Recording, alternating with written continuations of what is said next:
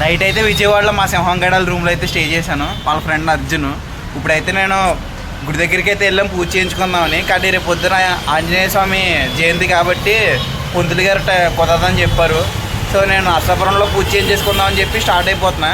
విజయవాడ నుంచి నర్సాపురానికి 130 కిలోమీటర్లు అయితే ఉంది. ఈ 130 కిలోమీటర్లు అయితే మనం సైకిల్ మీద ట్రావెల్ చేద్దాం. మన నరసింహగడికి అయితే బాయ్ చెప్పేస్తున్నా. బాయ్ రా.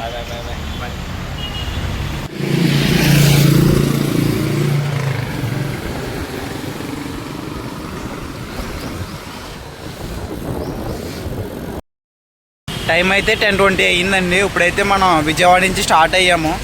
సో నర్సాపురం అయితే వచ్చేస్తున్నా. విజయవాడలో ట్రాఫిక్ రూల్స్ అనేది బాగా స్ట్రిక్ట్గా ఉన్నాయండి. ఎక్కడ పడితే అక్కడైతే ఆపేస్తున్నారు. హెల్మెట్ లేకపోయినా, లేకపోతే ఆర్సీ లేకపోయినా, లైసెన్స్ లేకపోయినా కంపల్సరీ ఆపేస్తున్నారు. సో మీరు విజయవాడ వస్తే కనుక అన్నీ ప్రాపర్గా పెట్టుకుని రండి. విజయవాడలో చూసినంత చెత్త ట్రాఫిక్ అయితే నేను ఎక్కడా చూడలేదు. లాస్ట్ టైం చెన్నై కూడా వెళ్ళాను కానీ అప్పుడు కూడా అంత లేదు. ఇక్కడైతే ఎవడికి నచ్చినట్టు వాడు వచ్చేస్తున్నాడు. ఇక చూసారా నేను అలా చెప్తూ ఉన్నాను, ఈ బొక్కలు దూరేస్తున్నాడు నేను. మళ్ళీ ఏపీ ఫైర్ ఆఫీసర్ అంట ఆయన. చిన్న గ్యాప్ దొరికితే దూరేద్దామని వచ్చాడు ఆయన. అందుకే మరి ట్రాఫిక్ పోలీసులు అంత ఫైన్లు అవన్నీ పెంచేసేది. ఎవరికి నచ్చినట్టు వాడు వచ్చేసి యాక్సిడెంట్లు అయిపోయి మళ్ళీ పోలీసులు అంటారు. సిటీ దాటి కొంచెం బయటకు వచ్చాం. చూసారా అసలు ఆపోజిట్ రూట్లో అయితే వచ్చేస్తున్నారు అవలకాళ్ళు. యాక్సిడెంట్లు అయినా ఊరినే అయిపోతాయండి అలాంటి వాళ్ళ వల్ల అవుతాయి. ఎన్ని ట్రాఫిక్ రూల్స్ పెట్టినా కనీసం టర్నింగ్ తిరిగినప్పుడు ఇండికేటర్ సిగ్నల్ వేయడం కూడా తెలీదు.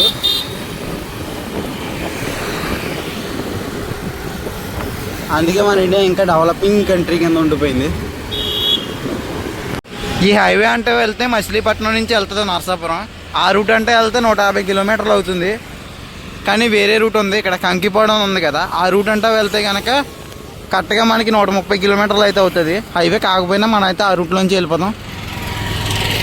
ఇక్కడ నుంచి అయితే రైట్ తీసుకుంటే గుడివాడ వెళ్తుంది. మనం అయితే గుడివాడ రూట్ అంటే అయితే వెళ్తున్నాం నరసాపురానికి.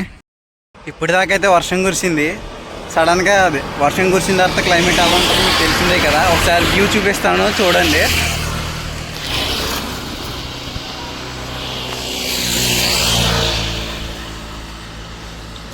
ఫోన్లో ఎలా కనిపిస్తుందో నాకు తెలియదు, కానీ లైవ్లో చూస్తుంటే లొకేషన్ అయితే నాకు చాలా బాగా నచ్చింది.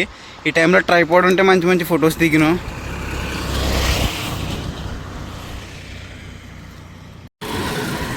ఫైనల్గా మనం అయితే గుడివాడ అయితే రీచ్ అయ్యాం. గుడివాడ రీచ్ అయ్యేటప్పటికి 1:50 అయ్యింది. 44 కిలోమీటర్లు అయితే కంప్లీట్ అయ్యింది. ఇక్కడ గుడివాడలో ఎక్కడన్నా చోట ఆగి ఏదైనా లంచ్ చేసి అప్పుడు బయలుదేరతాం.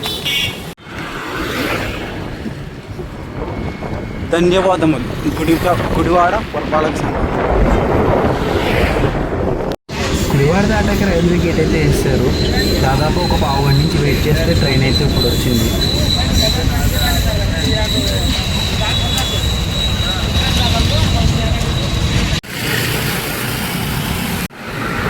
రైల్వే గేట్ దగ్గర ఒక పావు గంట పట్టేసింది ట్రైన్ రావడానికి. రైల్వే గేట్ అయితే తీశారు. మనం అయితే స్టార్ట్ అయిపోయాం. త్వరగా అయితే వెళ్ళాలి. లంచ్ కూడా ఏం చేయలేదు. దగ్గరలో ఏదైనా ఇంకా ఏదో ఉంటే అది తినేయడమే. గుడివాడ దాటాక ఇక్కడ ఏదో కీర్తి హోటల్ అని ఉంది. ఇక్కడైతే మనం లంచ్ చేసేద్దాం. నితిన్ అన్న వాళ్ళ ఫ్రెండ్స్తో కలిపి నాకు సైకిల్ స్పాన్సర్ ఇచ్చాడని స్టోరీ పెట్టాను. అది స్టోరీ అయితే కనుక మీరు చూసే ఉంటారు. అయితే నేను ఈరోజు అయితే నేను అనుకున్నాను విజయవాడ నుంచి నరసాపురం 130 కిలోమీటర్లు ఉంటుంది. ఈ 130 కిలోమీటర్లు సైకిల్ రైడ్ చేసుకుంటూ వచ్చేద్దామని చెప్పి నేను అనుకున్నా. సో అలాగే స్టార్ట్ అయ్యాను. ఆల్మోస్ట్ 2:30 అయితే దాటేసింది. 2:30 దాటిన తర్వాత ఇక్కడ గుడివాడ నుంచి బంటుమిల్లి వెళ్ళే రోడ్లో వడ్డారి అనే ఒక ఊరు ఉంది. ఆ ఊరి దగ్గర ఒక హోటల్లో అయితే కీర్తి అని ఉంది హోటల్ పేరు. అక్కడైతే భోజనం చేయడానికి అయితే వెళ్ళాను నేను. నాకైతే చాలా ప్రౌడ్ అనిపించింది అక్కడ ఆ షాప్ని చూడగానే. నాది లంచ్ అయిపోయిన తర్వాత బిల్ పే చేయడానికి అయితే కౌంటర్ దగ్గరికి వెళ్ళాను. ఆ కౌంటర్ మీద అయితే భరతమాత ఫోటో అయితే పెట్టారు. టైం 4:30 అయింది. ఇప్పుడైతే మనం బంటుమిల్ దగ్గరికి అయితే వచ్చేసాం.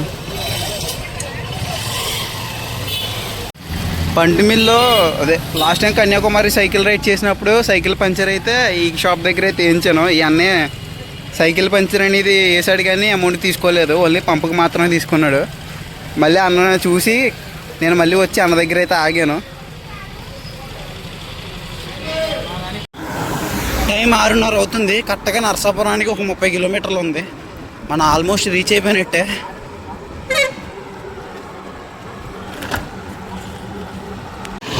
మొన్న పేరుపాలెం వీడియోలో అయితే చిన్నగొల్లపాలెం గురించి చెప్పాను కదా. ఇప్పుడైతే మనం పెద్దగొల్లపాలెం దాటైతే వచ్చాం. అక్కడ మీకు చూపించిన ఉప్పుటేరు అయితే ఇదిగోండి ఇక్కడ ఉంది. సముద్రం నుంచి వాటర్ అయితే వెనక్కి వస్తాయి అన్నమాట. ఇదే ఉప్పుటేరు. ఒకవేళ మీరు చిన్నగొల్లపాలెం వెళ్ళాలంటే కనుక అటు నుంచి అయితే వెళ్ళాలి, బ్యాక్ సైడ్ నుంచి. రూట్ అయితే అంతగా బాగోదు. బ్రిడ్జ్కి అవతలేమో పెద్దగొల్లపాలెం, బ్రిడ్జ్కి అవతలేమో లాసరీ. ఈ నరసాపురం మచిలీపట్నం హైవే ఎక్కితే లాసరీ వచ్చేటప్పటికి కంపల్సరీ మీరు చూసే ఉంటారు. ఒకవైపు ఏమో అత్తాకోడల హోటల్, ఇంకో వైపు వచ్చేటప్పటికి మా అమ్మ అల్లుడు అనే హోటల్ ఉంటుంది. ఎలా వస్తే తెలియదు మన వాళ్ళకి ఇలాంటి ఐడియాలు. పక్క పక్కనే 2 హోటళ్ళు పెట్టి ఇలా పేర్లలో బలి పెట్టారు.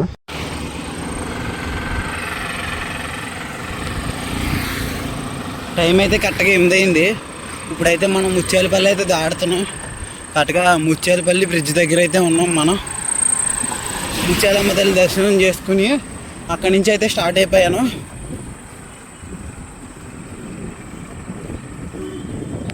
నైట్ 8:15 అయింది. ఇప్పుడైతే మనం మొగల్తూరుకి దగ్గరలో ఉన్నాం. నరసాపురానికి కరెక్ట్గా 12 కిలోమీటర్లు. సో ఇదేంటిది, ఇప్పుడు దాకా చాలా ఫాస్ట్గా వచ్చావు, ఇప్పుడేంటి స్లో అయ్యావు అంటే కనుక దానికి రీజన్ చెప్తున్నాను. అలాగ దగ్గరికి వచ్చేసాను కదా అని చెప్పి స్లోగా తొక్కుంటూ వస్తున్నా. అంతేకాకుండా కాల్స్ అయితే ఎక్కువ వచ్చినాయి. అదే బజంగల్ రేపొద్దున హనుమాన్ శోభయాత్ర కూడా జరుగుతుంది, దాని గురించి. ప్లస్ ఇంకా 2-3 అయితే తెలిసిన వాళ్ళు కాల్ చేశారు. వాళ్ళతో మాట్లాడుతూ స్లోగా తొక్కుంటూ వచ్చాను. సో దానివల్ల 8 అయిపోయింది. యాక్చువల్గా 8 అయ్యేటప్పటికి నేను ఇంట్లో ఉండాలి. సో మనం గేర్ డౌన్ చేసి స్లోగా తొక్కుంటూ వస్తున్నాం కాబట్టి కొద్దిగా లేట్ అయింది. ఇదిగోండి మొగల్తూరు హెచ్పి పెట్రోల్ బంక్ దగ్గర అయితే ఉన్నాం మనం. అక్కడ మీకు లైట్లే కనిపిస్తున్నాయి కదా, ఈ స్ట్రీట్ లైట్లు అనుకునేరు. స్ట్రీట్ లైట్లు అయితే కాదు, నైట్ టైం కూడా మామిడికాయలు అమ్మేస్తున్నారు మొగల్తూరులో. ఇది మొగల్తూరు సీతారాంపురం హైవే. ఇదిగోండి మామిడికాయలు అయితే అమ్మేస్తున్నారు ఇక్కడ.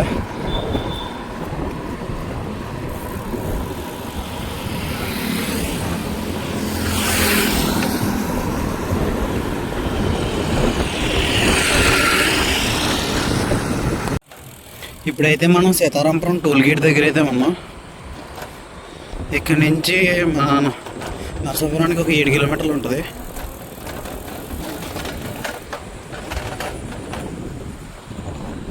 కానీ మనం నరసాపురం దాకా అయితే వెళ్ళము.